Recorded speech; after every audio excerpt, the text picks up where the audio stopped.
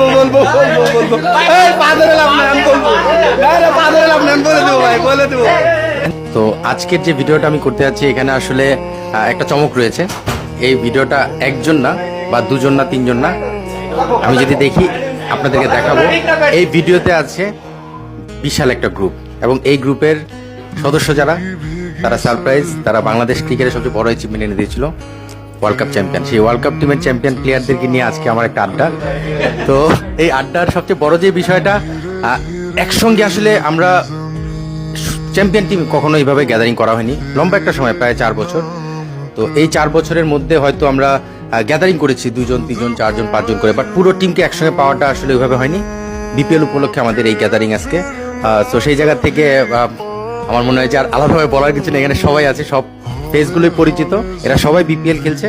তো সেখান থেকে আজকের এই আড্ডা এবং আমার মনে হচ্ছে একটা ভালো একটা গেট টুগেদার। আমরা একসঙ্গে ডিনার করলাম, তারপরে আড্ডায় মশগুল হলাম।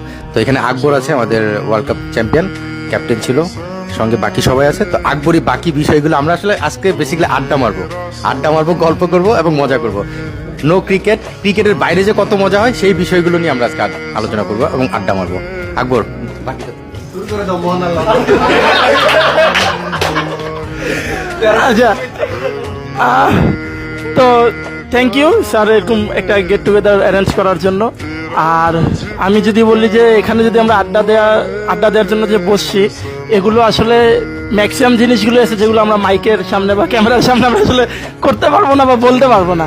তো যতটুকু আমরা মানে অন এয়ারে করতে পারি ততটুকুর মধ্যে, লিমিটেশনের মধ্যে থেকেই আমরা চেষ্টা করবো আমাদের আড্ডাটাকে প্রকাশ করার।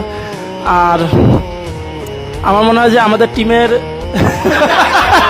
না ভুলে যাইনি, আমার কাছে মনে হয় হ্যাঁ সাজাইতেছি। তো আমার কাছে মনে হয়েছে যে আমাদের মানে যখন আমরা আড্ডা দিতে বসি তখন সব থেকে বেশি যে মানে আমাদেরকে এন্টারটেইন করে সেটা হলো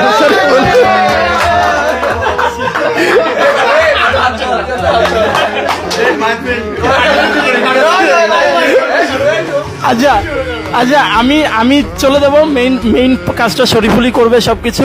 বাট আমরা যেহেতু ক্রিকেটটার বাইরেই সবকিছু পুরোটা কথা বলবো, তো বিভিন্ন জিনিস আমাদের যেই এক্সপিরিয়েন্সগুলো আছে বা যেই স্মৃতিগুলো রয়েছে সেগুলোই আমরা সামনে আনার চেষ্টা করব।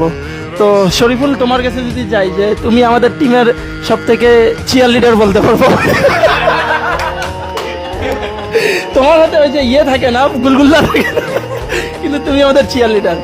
এখন যদি বলি যে তুমি আসলে ফানি স্মৃতি তো অনেকগুলো আছে, তুমি যদি 2-3টা শেয়ার করো। আচ্ছা